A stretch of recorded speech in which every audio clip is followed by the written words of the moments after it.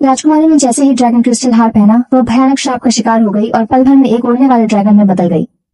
आईने में अपनी विकृत छवि को देखकर वह तुरंत असीम भय में डूब गई। और भी बुरा यह था कि बचपन का दोस्त जनरल ठीक उसी समय महल में आया और सामने का दृश्य देखकर उसने सोचा कि राजकुमारी को उड़ने वाले ड्रैगन ने खा लिया है। दुख और गुस्से से भरा वह तुरंत अपनी तलवार निकालकर पागलों की तरह हमला करने लगा।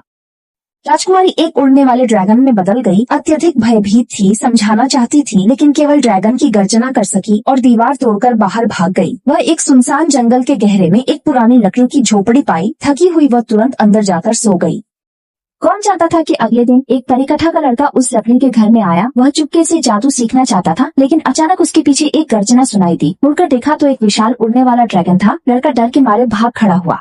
देखते ही देखते उड़ता हुआ ड्रैगन पास आ गया। घबराहट में उसने अपने हाथ में पकड़ी जादू की छड़ी को इधर उधर घुमाया और आश्चर्य की बात यह कि उसने सच में जादू कर दिया, लेकिन उसकी शक्ति बहुत कम थी। ड्रैगन ने देखा कि जादू से उसके सीने में लगे ड्रैगन क्रिस्टल में प्रतिक्रिया हो रही है। उसके दिल में तुरंत आशा जाग उठी, इसलिए उसने जल्दी से लड़के से प्रार्थना की कि वह उसकी मदद करे और श्राप को हटा दे। लड़के ने तुरंत समझ लिया और एक प्राचीन जीवनी ढूंढ निकाली जिसमें लिखा था कि 1,00,000 मील दूर एक विशाल पर्वत है जो उड़ने वाले ड्रैगन के समूह का निवास स्थान है। उड़ने वाले ड्रैगन ने यह सुनकर जैसे आखिरी उम्मीद की किरण पकड़ ली हो, लड़के को लेकर एक साहसिक यात्रा शुरू की। हालांकि उसे बिल्कुल भी अंदाजा नहीं था कि नफरत से अंधा हुआ जनरल उसके पीछे पीछे आ रहा है। खर्च है कि जो लोग इसे यहाँ रहते हैं उन्हें केवल एक कुत्ते का सिर चाहिए, उसके बाद निश्चित रूप से उनका समय बदल जाएगा और भविष्य उज्जवल होगा।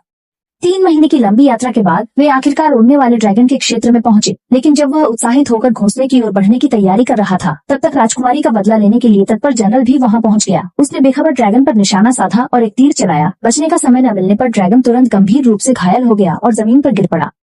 जनरल ने भी इस मौके को नहीं छोड़ा। हाथ में लंबी तलवार लेकर उसने परी को बिना किसी प्रतिरोध के हरा दिया। गुस्से में उड़ते हुए ड्रैगन ने बैंगनी ड्रैगन की आग उगली। हालांकि कई बार ऐसा मौका आया जब वह जनरल को राख में बदल सकता था, लेकिन उसने फिर भी दया दिखाने का फैसला किया। वह सब कुछ भूलकर पहाड़ की चोटी पर स्थित ड्रैगन के घोंसले की ओर दौड़ा ताकि श्राप को हटाने का तरीका ढूंढ सके, लेकिन जनरल ने पीछा किया और एक तलवार से उसकी गर्दन पर वार कर दिया।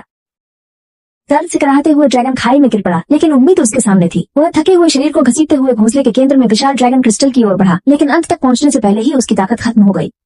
वह ड्रैगन क्रिस्टल हार अचानक गिरकर 2 टुकड़ों में टूट गया और श्राप भी इस कारण से समाप्त होने लगा। उड़ता हुआ ड्रैगन जल्दी ही वापस राजकुमारी बन गया। पीछा करते हुए जनरल ने यह देखा और तुरंत जैसे बिजली का झटका लगा, तलवार भी हाथ से छूट गई। पहले राजकुमारी को पहुंचाई गई चोट को याद करके वह दर्द में जमीन पर घुटनों के बल गिर पड़ा और राजकुमारी से माफी मांगने लगा।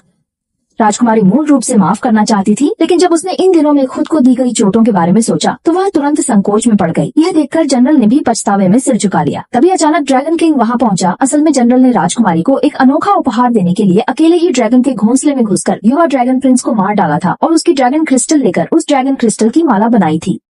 जब फेलोंग जीवांग को सब कुछ पता चला तो उसने उस लॉन्जिंग पर एक श्राप डाल दिया कि जो भी उसे पहनेगा वे फेलोंग बन जाएगा। जनरल ने अंततः अपनी गलती को पहचान लिया और इसके लिए सभी कीमत चुकाने के लिए तैयार हो गया। उड़ते हुए ड्रैगन के राजा ने तुरंत उस पर एक बार ड्रैगन की आग फेंकी और जब आग बुझ गई तो जनरल गायब हो गया और उसकी जगह एक युवा ड्रैगन राजकुमार आ गया। उड़ते हुए ड्रैगन का राजा उसे लेकर आकाश में उड़ गया और राजकुमारी और परी जो इस यात्रा में एक साथ जीवित रहे, खुशी खुशी एक साथ चल पड़े।